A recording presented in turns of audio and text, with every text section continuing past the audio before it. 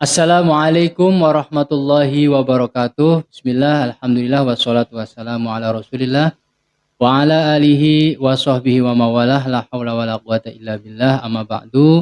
Rabbi shrah li sadri wa yassir li amri wahlul 'uqdatam min lisani yafqahu qawli. Al-ayah, sadaqallahul azim. Anak-anakku sekalian, kelas 11, baik yang MIPA ataupun yang IPS yang Bapak cintai. Kali ini kita akan belajar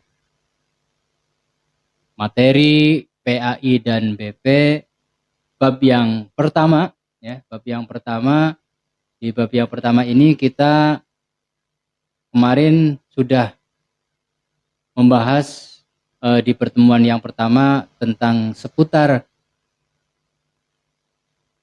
iman kepada kitab-kitab Allah. Nah, pada pertemuan kali ini, ya, Bapak akan menyampaikan materinya secara kurang lebih pembahasan materi kitab-kitab Allah Subhanahu wa Ta'ala, yang jumlah kitabnya itu ada 4. Kita langsung masuk ke dalam materi, ya. Oke, ini dia. Oke, kita perhatikan di sebelah kiri Bapak ini bahwa makna kitab yaitu kumpulan wahyu Allah yang disampaikan kepada para rasul untuk diajarkan manusia sebagai petunjuk dan pedoman hidup. Itu artinya bahwa Allah menurunkan kepada beberapa nabi dan rasul, menurunkan kitab-kitabnya itu tujuannya adalah sebagai pengajaran keagamaan tentang bagaimana caranya mengenal Allah Subhanahu wa Ta'ala dan lain sebagainya. Kemudian selanjutnya adalah makna iman kepada kitab Allah.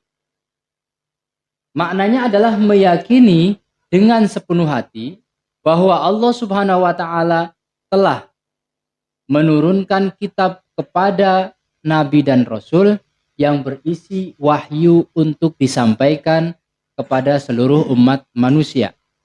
Dan kitab Allah diturunkan secara berangsur-angsur sesuai peristiwa yang terjadi.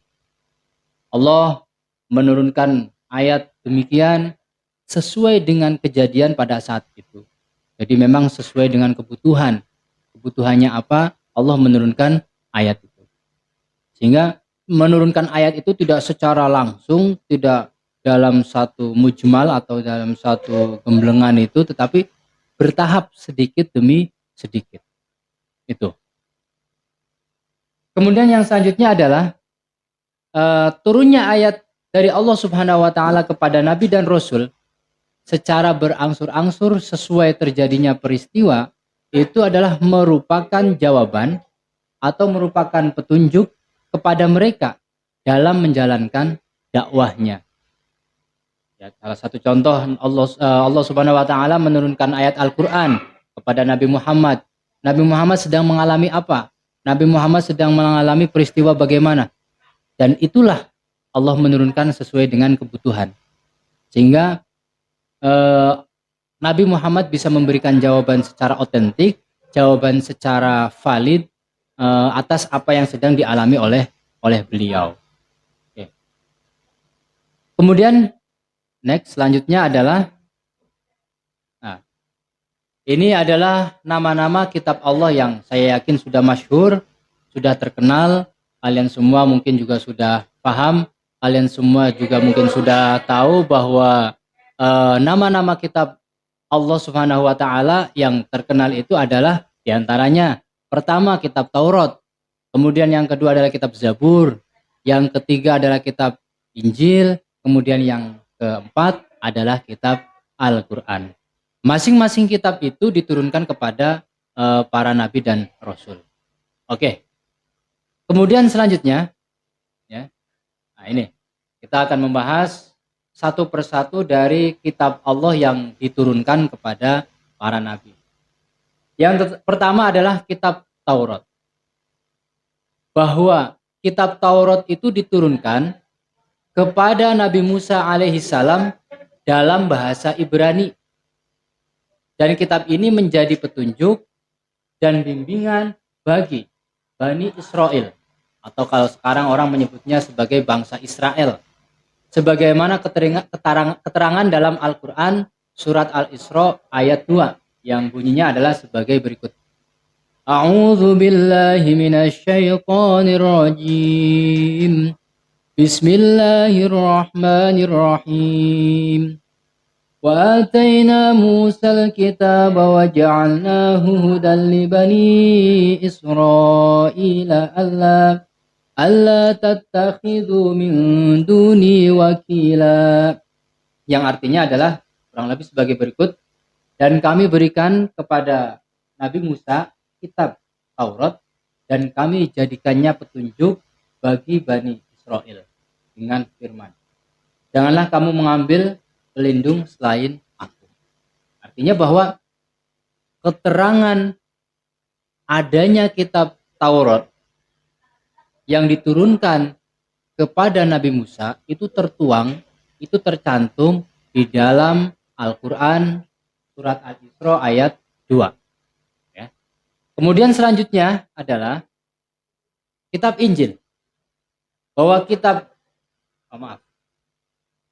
Injil, benar. Yang kedua adalah kitab Zabur, maaf ya. Ini salah ketik. Yang kedua adalah kitab Zabur. Kitab Zabur atau kitab Mazmur itu diturunkan kepada Nabi Daud alaihissalam. Dan kitab ini berisi nyanyian yang disenandungkan Nabi Daud alaihissalam dengan mengungkapkan pengalaman yang dialami pada masa hidupnya. Seperti dosa, kemudian kejatuhan, kemudian pengampunan dosa, sukacita, tentang kemenangannya atas musuh Allah Subhanahu wa Ta'ala. Keterangan di dalam kitab Zabur ini terdapat pada surat Al-Isra ayat 55 yang berbunyi A'udzu billahi minasyaitonir rajim. Bismillahirrahmanirrahim. Wa rabbuka a'lamu biman fis samawati wal ard. Wa laqad faddalna ba'dan nabiyyina 'ala ba'd wa ataina Dawuda zabura. Yang artinya kurang lebih, dan Tuhanmu lebih mengetahui siapa yang ada di langit dan di bumi, dan sesungguhnya telah kami lebihkan sebagian nabi-nabi itu atas sebagian yang lain, dan kami berikan Zabur kepada Nabi Daud. Jadi Nabi Daud itu adalah salah satu nabi yang mendapatkan atau diturunkan kitab yang bernama kitab Zabur, dan biasanya itu lebih terkenal dengan kitabnya yang berisi dengan syairan atau berisi tentang nyanyian. Ya, kita tahu Nabi Daud juga adalah salah satu nabi yang mempopulerkan puasa, sehari puasa, sehari tidak, sehari puasa, sehari tidak, seperti itu dan seterusnya. Itu adalah Nabi Daud. Kemudian selanjutnya kita beranjak ke materi yang selanjutnya adalah, nah ini, kitab Injil. Ini yang benar ya. Kitab Injil ini diturunkan kepada Nabi Isa alaihissalam sebagai petunjuk dan cahaya penerang bagi umatnya. Dan kitab Injil ini ditulis dalam bahasa Suryani oleh murid-murid Nabi Isa sendiri alaihissalam. Dan ini keterangannya terdapat dalam surat Al-Maidah ayat 46. A'udzu billahi minasy syaithanir rajim. Bismillahirrahmanirrahim. وقفينا على آثارهم بعيسى ابن مريم مصدقا لما بين يديه من التوراة وآتيناه الإنجيل فيه هدى ونور ومصدقا لما بين يديه من التوراة وهدى وموعظة للمتقين. Al-ayah Sadaqallahul Azim, yang artinya kurang lebih, dan kami iringkan jejak mereka nabi-nabi Bani Israel dengan Isa putra Maryam, membenarkan kitab yang sebelumnya, yaitu Taurat, dan kami telah memberikan kepadanya kitab sebelumnya, yaitu kitab Taurat, dan menjadi petunjuk serta pengajaran untuk orang-orang yang bertakwa. Bahwa kitab Injil pada intinya itu berisi ajakan kepada umat Nabi Isa alaihissalam untuk hidup dengan zuhud. Artinya apa? Zuhud itu adalah menjauhi kerakusan, kemudian menjauhi ketamakan duniawi, bahwa orang yang hidup dengan zuhud, orang yang hidup dengan kezuhudan itu, dia tidak akan terpesona dengan hingar-bingar dunia. Dia tidak akan terpikat dengan jebakan dunia. Artinya dia hidup berdampingan dengan dunia, tetapi dunia itu bukanlah merupakan prioritas utama, akan tetapi dunia itu adalah merupakan jembatan untuk beribadah kepada Allah Subhanahu wa Ta'ala. Kemudian dalam kitab Injil terdapat pula keterangan mengenai akan lahirnya nabi yang terakhir, yaitu Nabi Ahmad atau Muhammad. Jadi jelas sekali bahwa di zamannya Nabi Isa, sebelum Nabi Muhammad lahir, Nabi Isa sendiri sudah menyampaikan bahwa akan lahir seorang nabi yang terakhir, yakni Nabi Ahmad atau Nabi Muhammad Shallallahu Alaihi Wasallam. Oleh sebab itu, mestinya orang yang mengerti, tahu betul isi kandungan kitab Injil ini, mestinya dia beriman kepada Kanjeng Nabi Muhammad. Dia mengikuti ajaran agama Islam. Oke, next, selanjutnya yang keempat, yang terakhir ya. Al-Quran adalah kitab suci umat Islam, dan Al-Quran itu diturunkan oleh Allah Subhanahu wa Ta'ala kepada Nabi Muhammad Sallallahu Alaihi Wasallam melalui malaikat Jibril alaihi salam. Jadi proses diturunkannya Al-Quran itu adalah bermula dari kalam Allah melalui malaikat Jibril. Setelah diterima oleh malaikat Jibril, lalu malaikat Jibril menyampaikan wahyunya atau menyampaikan amanat dari Allah Subhanahu wa Ta'ala kepada Nabi Muhammad Sallallahu Alaihi Wasallam. Itu. Selanjutnya, Al-Quran itu mempunyai tujuan untuk menyempurnakan dan membenarkan kitab sebelumnya. Sebagaimana keterangan dalam surat Ali Imran ayat yang ketiga.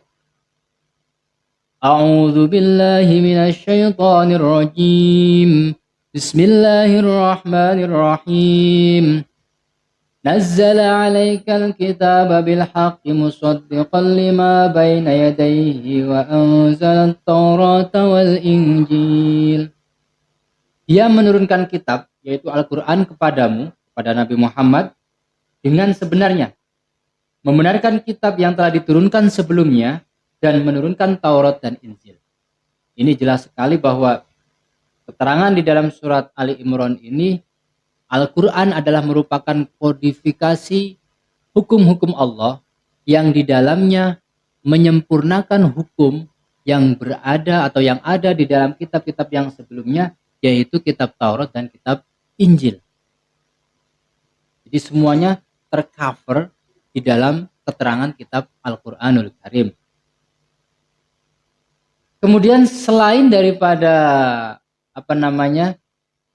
kitab-kitab Allah yang jumlahnya ada 4 itu, Allah juga menurunkan suhuf atau mushaf. Suhuf itu mushaf yang berupa lembaran-lembaran terpisah yang juga dimiliki oleh Nabi Musa dan juga dimiliki oleh Nabi Ibrahim. Hal ini sebagaimana keterangan di dalam kitab Al-Quran surat Al-A'la ayat 18 dan ayat 19 yang bunyinya adalah inna hadza lafi suhufil ula suhufi Ibrahim wa Musa, yang artinya sesungguhnya ini benar-benar terdapat dalam kitab-kitab yang dahulu, yaitu kitab-kitab Ibrahim dan kitabnya Nabi Musa. Itu ya. Jadi keterangan bahwa kitab Al-Quran itu adalah merupakan kitab yang sangat luar biasa. Bahkan kalau bisa saya katakan, dari sekian banyak mukjizat-mukjizat yang dimiliki oleh nabi-nabi Allah Subhanahu wa taala yang kita bisa merasakannya, bahkan kita bisa melihatnya, itu adalah kitab Al-Qur'an.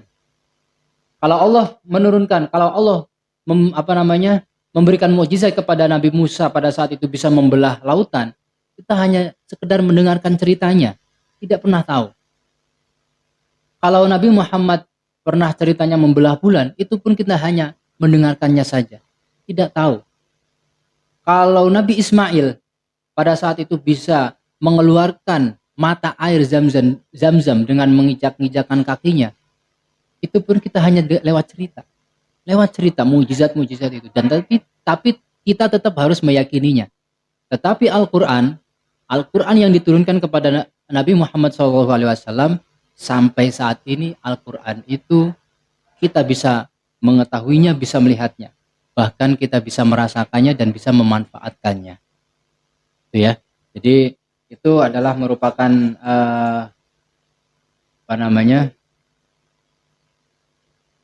kelebihan daripada kitab Al-Quran. Kemudian yang terakhir, materi yang terakhir adalah yang terakhir adalah intisari dari Al-Quran.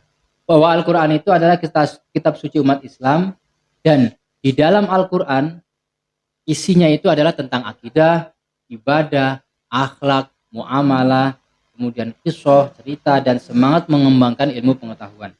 Dan Al-Quran menghapus sebagian syariat yang tertera di dalam kitab-kitab yang terdahulu dan melengkapinya dengan tuntunan yang sesuai dengan perkembangan zaman. Oleh karena itu, sebagai muslim, kita tidak perlu meragukannya sama sekali. Bagaimana firman Allah dalam surat Al-Baqarah ayat 2, "Dzalikal kitabul la raiba fihi hudal lil muttaqin", yang artinya kitab Al-Qur'an ini tidak ada keraguan padanya, petunjuk bagi mereka yang bertakwa. Demikian apa yang Bapak sampaikan di materi yang bab yang pertama ini di pertemuan yang kedua, mudah-mudahan bermanfaat bagi kita semua. Al-afu minkum, ihdinas siratal mustaqim. Assalamualaikum warahmatullahi wabarakatuh.